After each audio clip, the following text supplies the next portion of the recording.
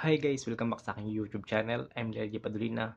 Kumusta na kayo guys? Isang magandang umaga, tanghali, hapon o gabi kung anong oras man ito dumaan sa inyo, no? Or kung anong oras man ito inyong napapanood. Kumusta kayo?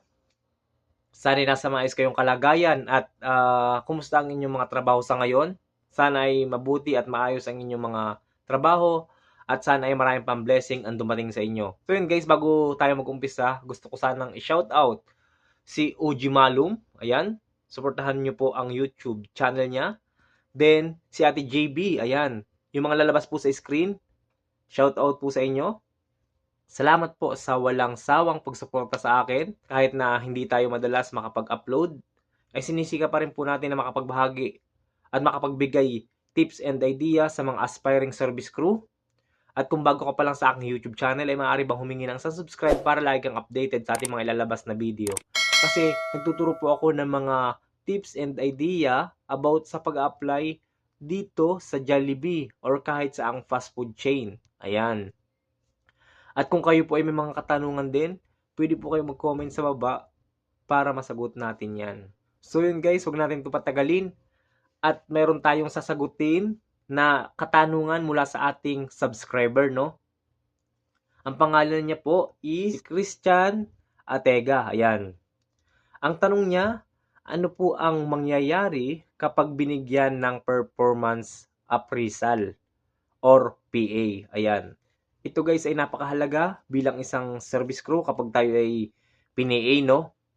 Ng ating mga team leader and manager. Ayan. Dito kasi nakikita yung ating mga performance ng ating mga manager and TL. Ayan. So disclaimer lang po sa ating mga mahal na service crew, no? Sa mga kapwa natin service crew. Ito po ay based lang sa aking experience, no? At kung ano lang po yung aking na-experience, yun lang po ang aking ibabahagi. So baka magkaiba tayo ng mga naranasan about sa PA, no?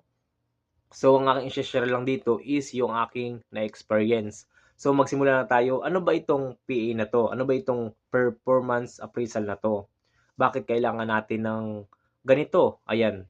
Bakit kailangan na pini-PA ang isang service crew? So ito kasi yung ating mga performance tinitingnan ng ating mga manager, ng ating mga TL, ayan, minomonitor yan. Kumbaga binibigyan din tayo ng grade, parang nag-aaral din tayo niyan eh. So ang una pong tinitingnan nila is attitude, ayan. Kumusta naman yung attitude mo sa trabaho? Ikaw ba ay friendly? Maayos ka bang makisama? Hindi ka ba mainitin ng ulo? Ayan. Tinitingnan nila yan. Sasabihin sa iyo yan, harapan. Sasabihin sa iyo kung ano yung naoobserbahan nila sa iyo. Ayan. Kung okay ka ba makisama, hindi ka ba pikunin, hindi ka ba bully. So, tinitingnan nila yung attitude mo. Ayan. Kaya ayusin niyo yung attitude niyo guys kasi kasama yan sa performance appraisal. Pangalawa, skills mo sa trabaho. Ayan. Kumusta naman yung skills mo sa trabaho? Ikaw ba ay mabilis matuto? Ayan. Ikaw ba ay mabilis turuan? Kapag ikaw ay tinuturuan ng iyong crew trainer, ikaw ba ay nakikinig? Ayan. Tinitingnan din nila yung improvement mo. Kung ikaw ba ay mabilis gumalaw. Kung ikaw ba talaga ay pang fast food. Kasi dyan sa fast food, alam nyo naman dyan ang galawan. Talagang mabilisan talaga dyan. Talagang kung mapapansin mo, mga fast moving, tapos fast learner. Yan, tinitingnan yung skills mo dyan. Kaya galingan nyo lagi guys para kayo ay mataas ang grade dito sa skills sa trabaho, no? Pangatlo, behavior. Ayan, kasama po itong behavior natin, no? Ano ba tong behavior na to? Ito ang behavior kapag ikaw ay inuutusan, hindi ka ba nagrereklamo or hindi ka ba reklamador? Kasi meron tayong mga kasama sa ating trabaho, hindi man lahat, is kapag inutusan, masyadong reklamador. Sasabihin, ay may ginagawa pa ako. Ganyan-ganyan, hindi ko naman trabaho yan. So, inoobserbahan ka lang nila yung behavior mo. Kung ikaw ay reklamador, yung inutos sa'yo, iutos mo pa sa iba.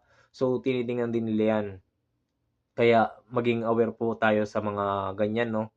Then, yung galaw po natin, huwag tayong masyadong clumsy or huwag masyado tayong padabog-dabog kapag tayo ay nagtatrabaho, no? Kasi, tinitingnan din nila yan, lalo na kapag tayo ay palaging parang galit kapag tayo nagtatrabaho. So, kung mayroong problema tayo na dinadala, about sa pamilya, huwag natin dalhin sa trabaho.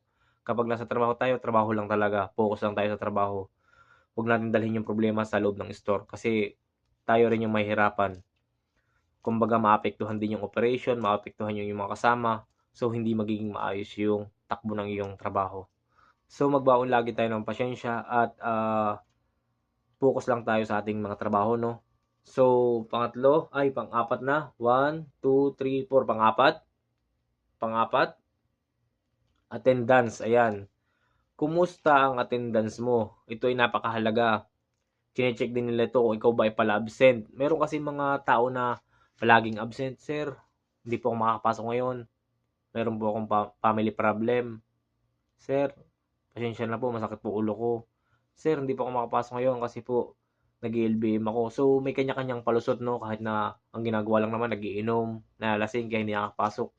So, tinitingnan nila ito lagi, yung attendance mo, kung ikaw ba ay palaging absent or palaging late. Yan, minsan kasi isa rin yan sa nagiging rason bumabagsak ang iyong performance kapag ikaw ay palaging late. Kahit sabihin na lagi kang present pero palagi kang late ng 15 minutes, 30 minutes. So napakalaking kabuwasan sa ating mga performance yan. Share ko lang guys Sa amin nga merong palaging nalilate. Isang buong cut-off palagi siyang late. So ang ginawa ng management namin kapag ganong palaging late is masuspended ng 3 days para sa disciplinary, no? So, yun ang nangyari. Para hindi masuspend yung tao na yon, ang ginawa, inaagahan na niya pumasok.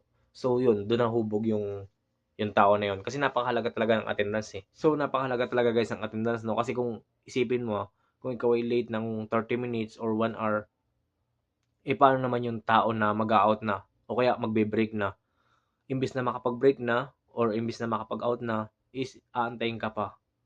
Isipin mo yung perisyo na ginagawa ng isang taong late. Kaya pag ikaw ay isang empleyado, dapat disiplinado ka rin sa iyong ginagawa. Disiplinado kang pumasok, hindi yung store yung mag-aantay sa'yo. Sa sarili mo pa lang, dinidisiplina mo na yung sarili mo.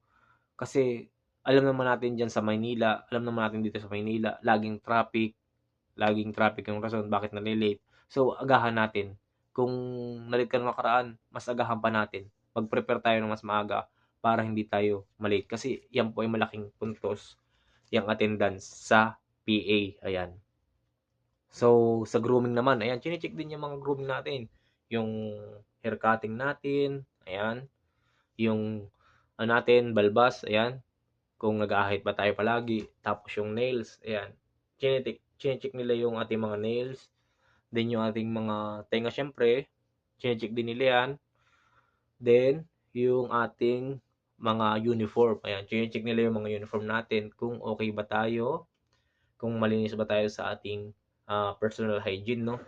Kasi isa din yan sa pinaka highly protocols, no? Yung palaging malinis kasi nasa pagkain tayo, nasa food industry tayo, hindi tayo karenderya lang. Ang daming kumakain syempre sa atin, kailangan malinis ang kuko pag nagsiserve, malinis ang kuko pag gumagawa ng pagkain, pag nagbe-bread ng manok, para hindi maano ng bakterya, para hindi ma-contamination ng bakterya. So, napakahalaga po ng grooming sa atin, ng cleanliness. Alam naman natin yan, mga service crew, yung nakalagay sa ating top 10 critical food safety. Yan, alam naman niyo yan, di ba? So, napakahalaga din ng grooming. Hindi, wag niyo nang hintayin na pagsabihan pa kayo ng TL niyo, manager, "Oy, magpagupit kayo, hindi na maganda yung buhok niyo." O, di ba? Kasi nahuhulog yan sa pagkain. Then yung kuko, wag niyo kalimutang magupit, tapos shave. Wag niyo nang hantayin na pagsabihan pa kayo. Kayo na mismo yung magkusa kasi yan po ay kasama rin sa PA. So, sana may natutunan kayo sa video na ito. At kung may natutunan kayo, ay maaari bang humingi ng subscribe para lagi kayong updated sa ating mga ilalabas na video. So, hanggang dito na lang, at kung nakaabot ka sa dulo ng video natin, ay maraming salamat at na-appreciate ko po yan. Thank you for watching guys, and God bless sa inyong lahat.